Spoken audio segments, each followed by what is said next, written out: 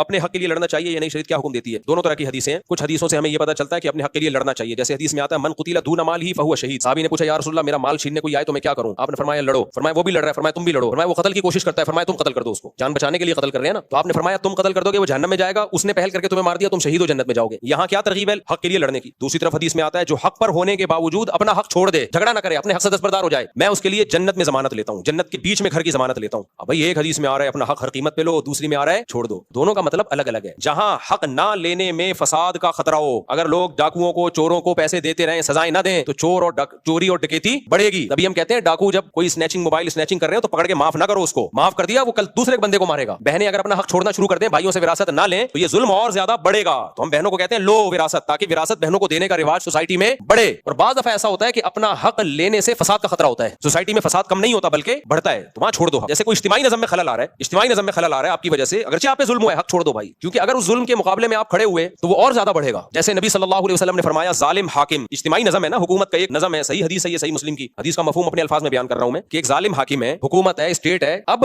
اس کی اطاعت کرنی ہے. بعض دفعہ کیا ہوتا ہے وہ آپ پہ ظلم کر رہا ہوتا ہے، اب آپ نے فوج لے کے اس کے اوپر چڑھائی کر دی، قتل و غارت کا ایسا بازار گرم ہوگا کہ ملک دو ٹکڑوں میں اور حکومت بھی ایسی کی تیسی ہو جائے گی جو ہوتی رہی ہے ماضی میں. بھائی اجتماعی نظم ہے، فساد ہوگا سوسائٹی میں، اس سے بہتر ہے نبی نے صحیح حدیث ہے، اپنے الفاظ نہیں ہے، لہذا جو بھی اعتراض کرنا ہے پھر سوچ سمجھ کے کرنا. تو صحابی نے پوچھا یا رسول اللہ ظالم حکمران ہم پہ مسلط ہوں تو ہم کیا کریں؟ آپ نے فرمایا اطاعت کرو، یعنی جائز چیزوں میں، ناجائز میں نہیں. یا رسول اللہ اگر وہ ہم پہ ظلم کرے، فرمایا وَإِن ضَرَبُوا ظَهْرَكَ تمہاری پشت پہ کوڑے بھی مارے تو تم نے صبر کے علاوہ کچھ بھی نہیں. حق بات کہنی ضرور ہے. تو یا رسول اللہ وہ فاسق فاجر ہو، فرمایا اس کو اللہ پہ چھوڑ دو، اسے اللہ انتقام لے گا. اس سے کون انتقام لے گا؟ اللہ. وجہ کیا ہے؟ اجتماعی نظم ہے بھائی، اس میں اگر آپ نے یہ کام شروع کر دیا تو سارا سسٹم ہی خراب ہو جائے گا. وہاں اپنے حق کو چھوڑ کے اللہ سے حق مانگو اپنا. آپ تبلیغ جماعت میں نکلے ہوئے ہو، آپ کا حق ہے کہ امیر صاحب 2 دن ہو گئے کدو کھلاتے ہوئے، آج گوشت کھلا دو، ہم اتنے غریب لوگوں کی جماعت نہیں ہے، آج گوشت کھلا دو. حق بنتا ہے کہ نہیں بنتا؟ آج ہمیں نہاری کھلا دو. امیر کا آرڈر نہیں، کدو ہی کھانا ہے آپ نے. ظلم ہے بھائی، جو پیسے بھی گوشت کے ہیں تو کدو کیوں کھلا رہے ہو؟ لیکن وہاں پھڈا کرو گے آپ کے نہیں جی مجھے گوشت چاہیے، مجھے انڈے چاہیے، سارا نظم خراب ہوگا، جھگڑا ہوگا، گشت وشت گیا، غیبتیں شروع ہو جائیں گی، یار یہ کیسا امیر ہے. تو وہاں کیا کرنا ہے؟ اللہ کے لیے کیا کھا لو بھائی، کدو کھا لو. کل بھی امید رکھو کیا ملیں گے؟